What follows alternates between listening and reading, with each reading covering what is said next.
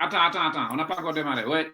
Oui, bonjour et bienvenue sur IK News. Nous sommes aujourd'hui en direct de Paris, mais aussi en direct de Niamey. Comme annoncé, nous sommes avec euh, monsieur Ali Bouzou, qui est le président de l'Assemblée Timidria du Niger. Monsieur Bouzou, bienvenue sur IK News. On vous laisse vous présenter. Monsieur Bouzou, vous m'entendez? Allô? Allô? La parole est à vous, monsieur Bouzou. Est-ce que vous m'entendez? Oui, je dis, on vous laisse vous présenter. La parole est à vous. Allez-y. D'accord, merci. Moi, je suis Ali Bouzou. Je suis le président de l'association Timidria du Niger, une association qui lutte contre les pratiques esclavagistes. Et je suis le secrétaire exécutif du réseau G5 Sahel de lutte contre l'esclavage. Donc, je suis... en tout cas, je vous remercie de nous avoir donné la parole pour un peu échanger ou informer sur ce que nous apprenons ici, quoi.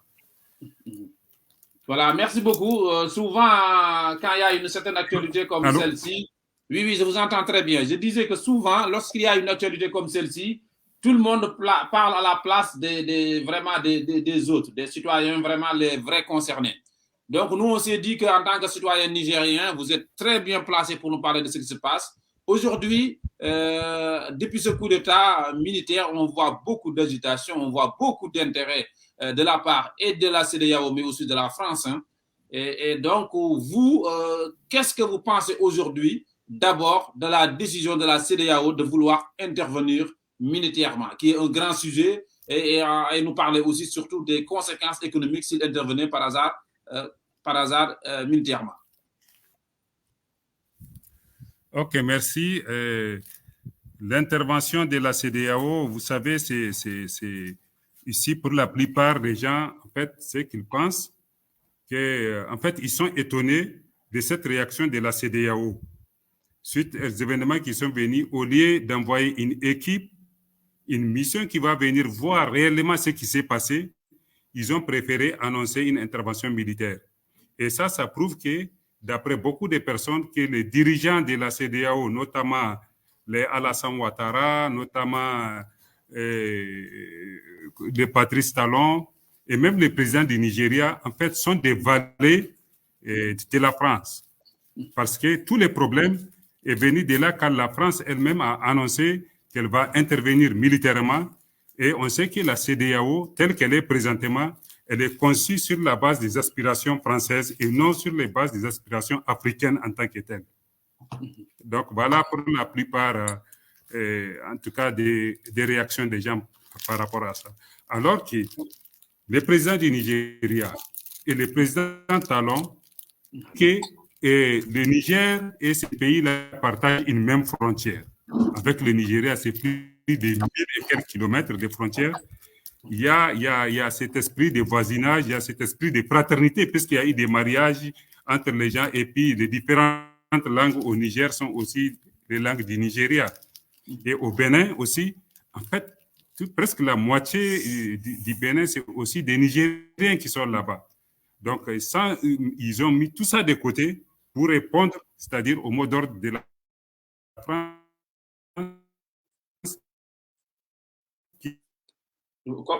Comme vous le savez, hein, le réseau, il y a beaucoup de coupures de courant en ce moment au Niger. Donc, nous allons essayer de négocier et espérons que la connexion va être de meilleure, en tout cas de très bonne qualité. Vous m'entendez? Donc, le temps que M. Bouzou retrouve une bonne connexion, comme vous le savez, hein, depuis donc l'annonce de ce coup d'État, nous avons beaucoup de réactions. Maintenant, à des difficultés, en tout cas, de gérer le Sahel. Et on sait que tous ces problèmes... Oui, allez-y, M. Bouzou. Donc, le temps que M. Bouzou revient dans le débat, et sa connexion ne lui permet pas de rester, mais il va revenir. Exactement, on va le rajouter, il est revenu. Donc, on va négocier, parce que la connexion... M. Bouzou, merci beaucoup. De temps en temps, le réseau part, mais on va essayer de négocier pour avoir une bonne qualité de connexion. Donc, M. Bouzou, Oui. Beaucoup d'Africains souvent critiquent la position de la France, mais également de la CEDEAO. Donc aujourd'hui, vous êtes à Niamey, vous nous confirmez que la plupart, en tout cas, de la population, je ne vais pas dire qu'ils sont tous en faveur du coup d'État, mais en tout cas, une chose est sûre, eux, ils ne souhaitent pas, la population, elle ne souhaite pas une intervention militaire. La population ne souhaite pas et elle est même étonnée. Si la CEDEAO peut intervenir militairement, on fait face à des terrorismes. Une seule fois, la CEDEAO n'a pas mobilisé des fonds et des moyens pour venir aider le Niger à lutter contre le terrorisme. Et aujourd'hui, on voit une CEDEAO qui se prépare pour venir au Niger, je ne sais pas sur quelle base juridique, et intervenir, alors que ce n'est même pas le rôle de la CEDEAO. Donc, voilà les grands problèmes qu'il y a. Donc, nous supposons que cette CEDEAO-là, en tout cas la plupart des Nigériens ici, s'étonnent vraiment de ce comportement bizarre à l'égard du Niger. Il y a eu un coup d'État au Mali, la CEDEAO n'a pas décidé comme ça. Il y a eu un coup d'État au Burkina, elle n'a pas décidé comme ça. Mais pourquoi le cas du Niger? Elle va jusqu'à oser penser à envoyer une troupe militaire ici. C'est ça la question que les gens se posent. Pourquoi? Ah, d'accord. Est-ce que la CEDEAO, maintenant, elle brûle tout ce qui est lié à la dignité humaine nigérienne pour venir penser, effacer le Niger et construire une Niger qui va répondre à leurs aspirations directes, ou c'est quoi? Le peuple nigérien, en tout cas pour la plupart, les attend ici. En tout cas, les attend. Et le peuple était unanime. On a vu des marches et autres étaient unanimes. Ils soutiennent à 100% les militaires. Ils soutiennent ces coups-là. Donc, voilà. Mais pour certains Africains aussi, la volonté de la France, vu qu'on connaît qu'Areva, on connaît bien l'intérêt pour la France, certains pensent vraiment, c'est pour des raisons économiques, que la France veut conserver en tout cas c'est le régime Bazoum. Et parallèlement, nous avons vu aussi qu'au Tchad, par exemple, lorsqu'il y a eu la mort d'Idriss Déby Itno, il n'y a pas de cours, en tout cas les règles n'ont pas été respectées. Et la France est favorable à ce que le fils d'Idriss Déby Itno reste.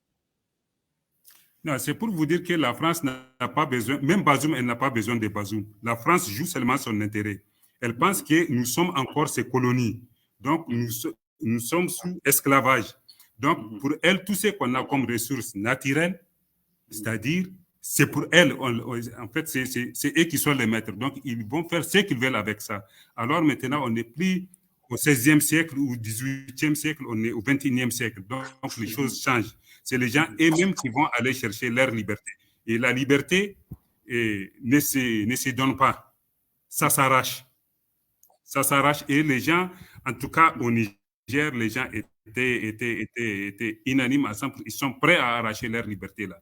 Aujourd'hui, c'est même honteux de dire qu'au Niger, pour d'autres, c'est-à-dire on a de l'uranium, on a des charbons, on a tout, mais le pays est toujours le plus pauvre. Qui tire les bénéfices? Donc voilà, c'est la question de l'esclavage encore qui est là. Et avec ces valets, vous savez, dans la question de l'esclavage, il y a ce qu'on appelle les auteurs et les co-auteurs.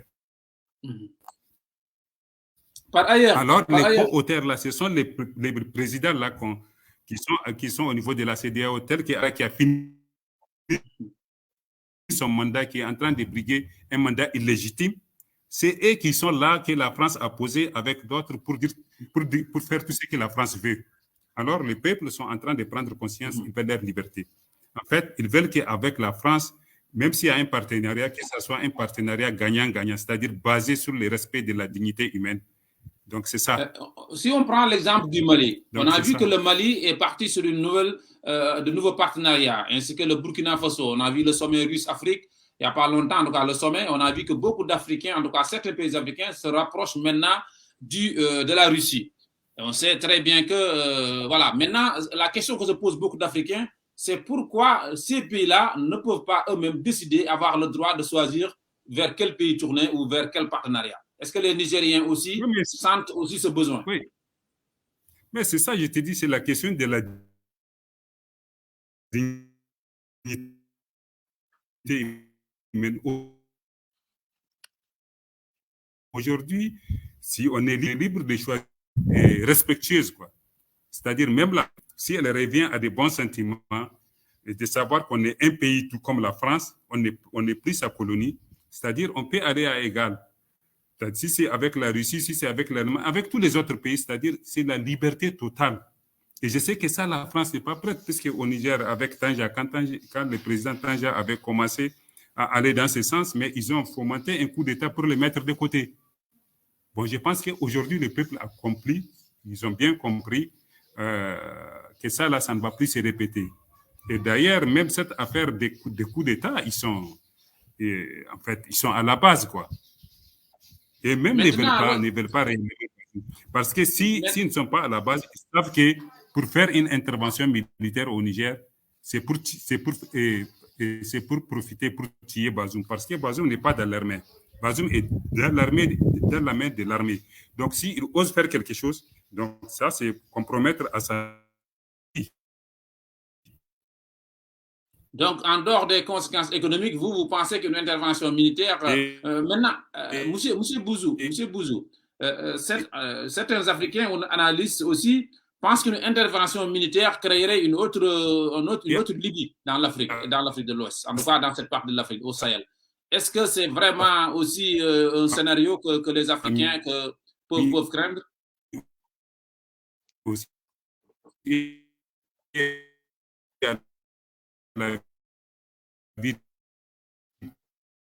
Alors, excusez-nous, nous sommes désolés parce que de temps en temps, au Niger actuellement, voilà, la connexion n'est pas bonne. Donc, en résumé, le temps que M. Bouzou retrouve une bonne connexion, en résumé, ce qu'il nous disait, c'est qu'au niveau de Niamey, au niveau de Niger, de nombreuses personnes, en tout cas, ne souhaitent pas une intervention militaire.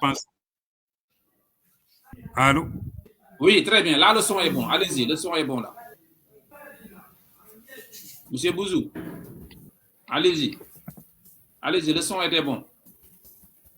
Le son, il est bon. Vous pouvez aller. Allez-y. Je vous entends très bien. Allô? Donc, je vais essayer juste... Oui, vous pouvez aller. Allez-y, le son est bon. Est revenu.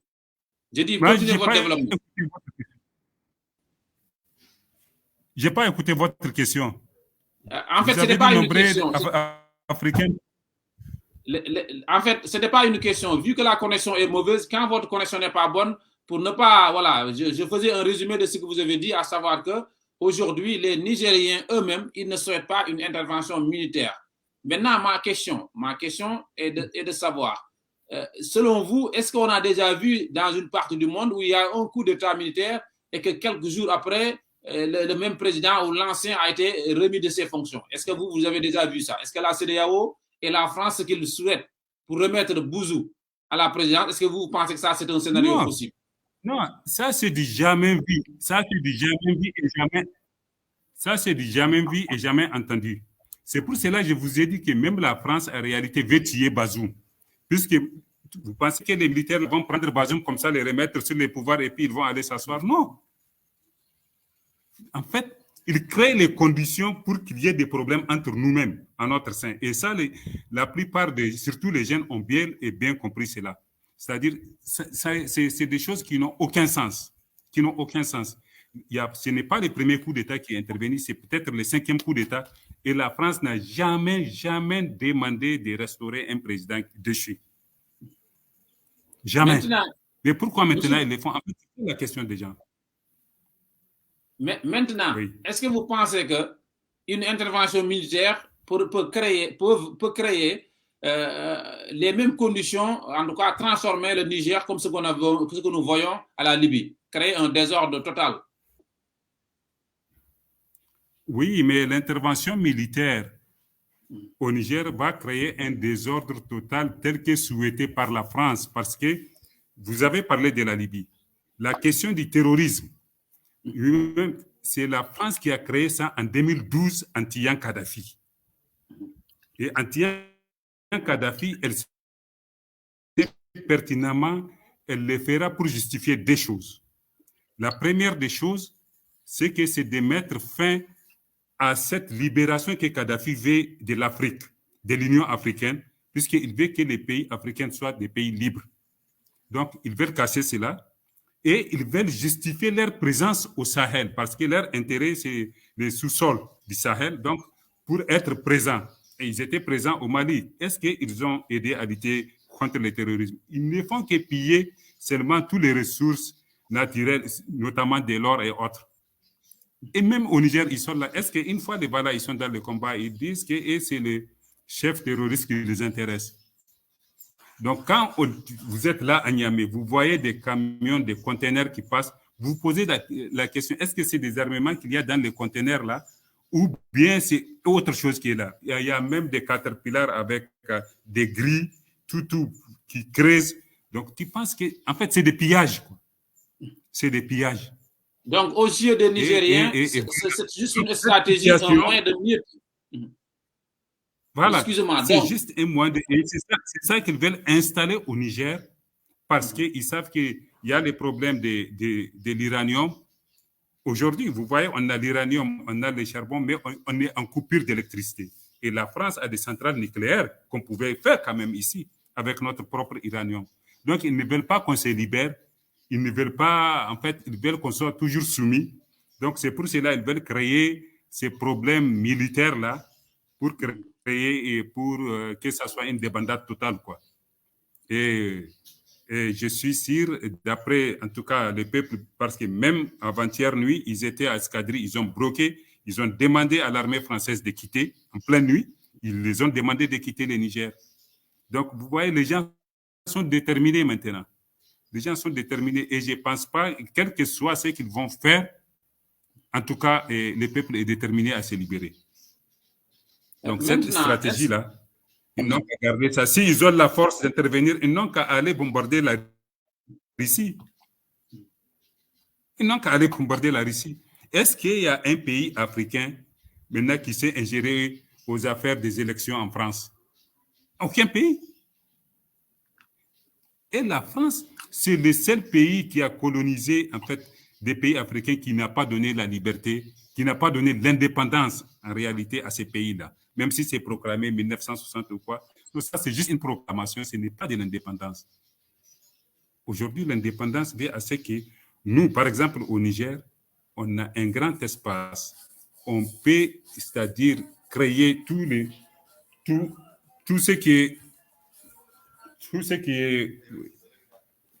est possible pour faire l'agriculture.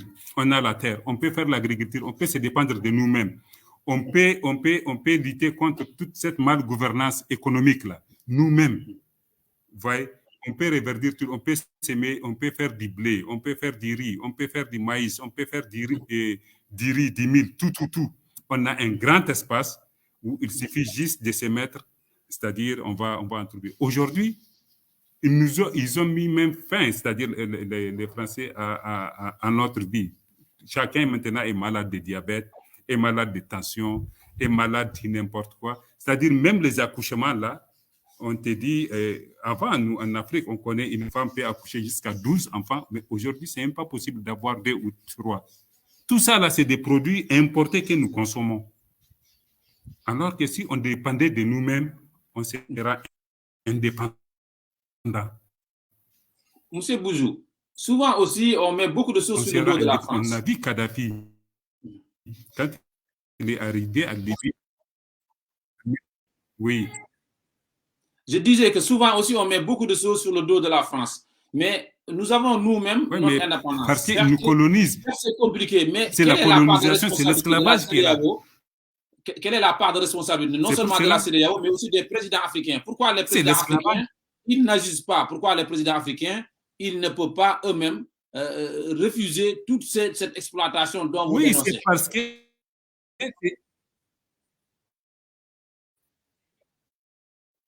On va y revenir, parce que je vois que votre connexion est de nouveau repartie. Allez-y. Donc, de temps en temps, la connexion de M. Bouzou part, mais nous allons y revenir. Donc là, la question, si vous m'entendez bien, M. Bouzou, ce que je voulais vous dire, c'est que certes, la France a sa part de responsabilité, mais est-ce que aussi, dans ce qu'il fait, ce que beaucoup d'Africains dénoncent, est-ce que aussi nos dirigeants de la CEDEAO et nos chefs d'État respectifs n'ont pas plus de responsabilité que la France? Parce que c'est eux qui acceptent cette exploitation. Mon frère, Moi, je suis en train de te dire qu'on n'est pas indépendant. En fait, la France ne nous a pas libérés. La France n'est encore pour lutter contre l'esclavage.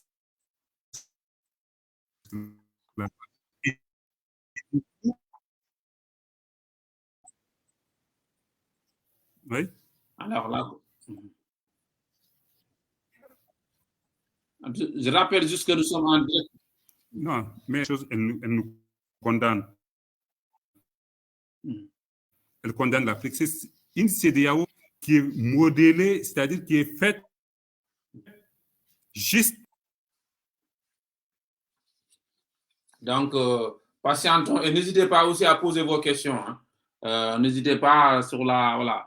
Donc, M. Bouzou, sa connexion est partie. Donc, sa question, donc, il nous parlait, nous parlons du rôle de la CEDEAO, mais aussi de la France. Donc, comme vous le savez, de nombreux Africains, en tout cas, dénoncent la mainmise de la France sur la politique africaine, mais également sur l'économie africaine. Maintenant, la question qu'on se pose, c'est pourquoi même certains Africains, certains chefs d'État africains, y compris la CEDEAO, acceptent cette exploitation, ce partenariat qui n'est loin d'être gagnant-gagnant aux yeux de nombreux Africains.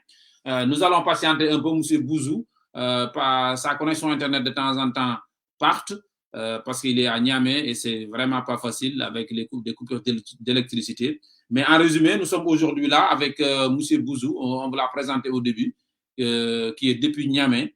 Et aujourd'hui, nous avons souhaité donner la parole à un Nigérien comme lui, parce que souvent, quand il y a ce genre de crise, on voit des spécialistes, des chroniqueurs d'autres pays qui parlent à la place des populations.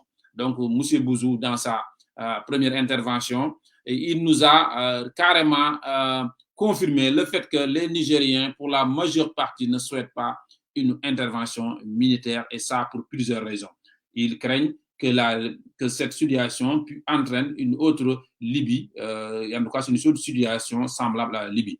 Aux yeux de lui, donc, encore une fois, pour résumer, la France est derrière cette précipitation, en tout cas, de la CEDEAO à vouloir coûte que coûte intervenir militairement.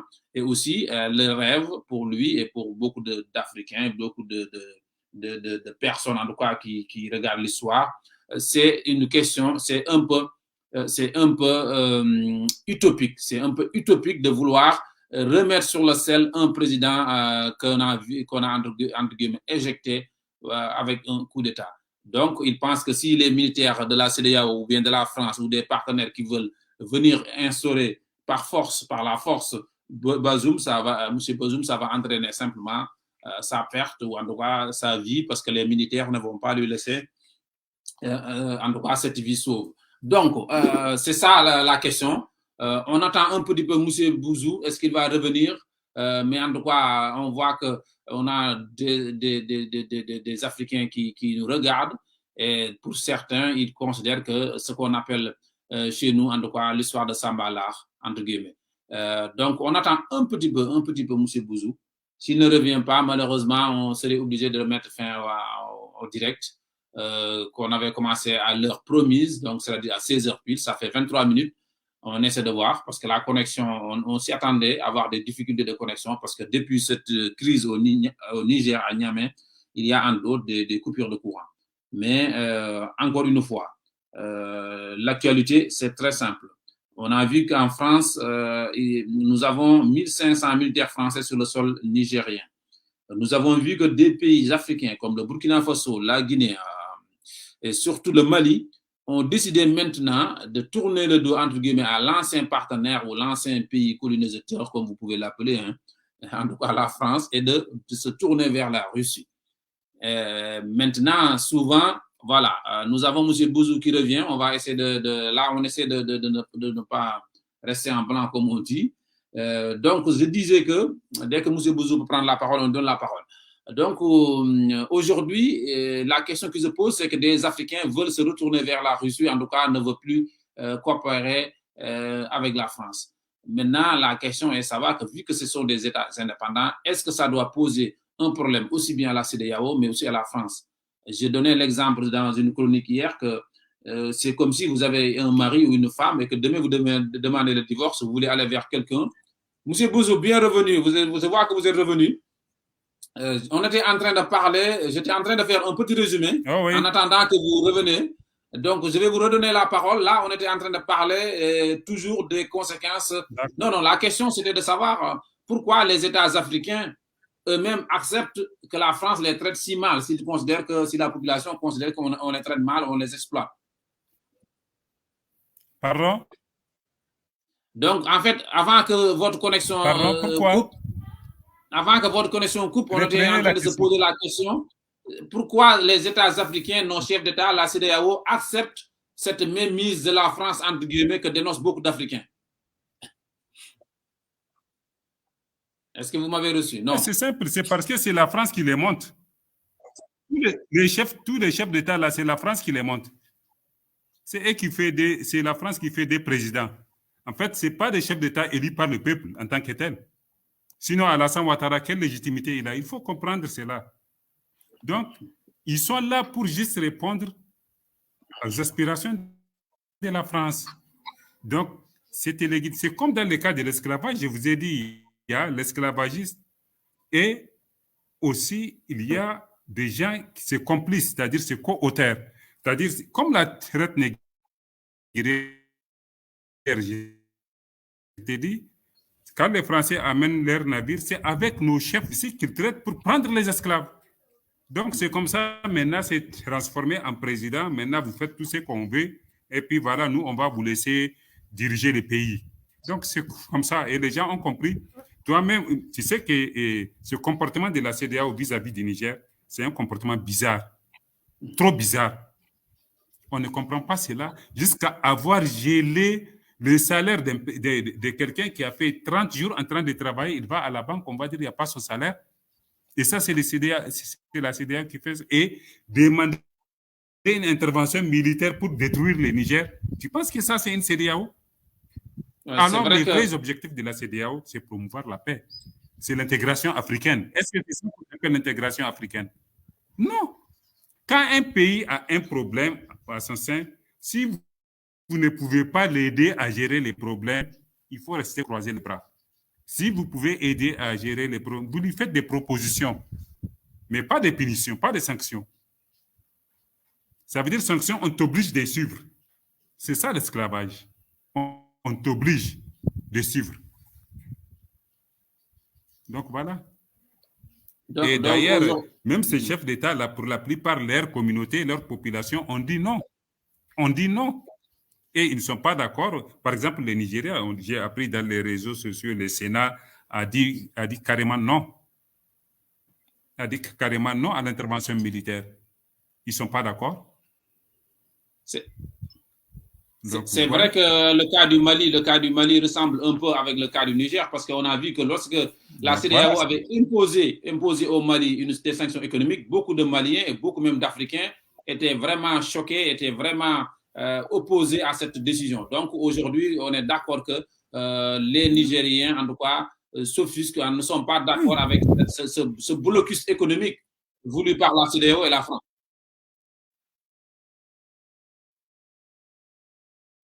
Ouais. Malheureusement. Mais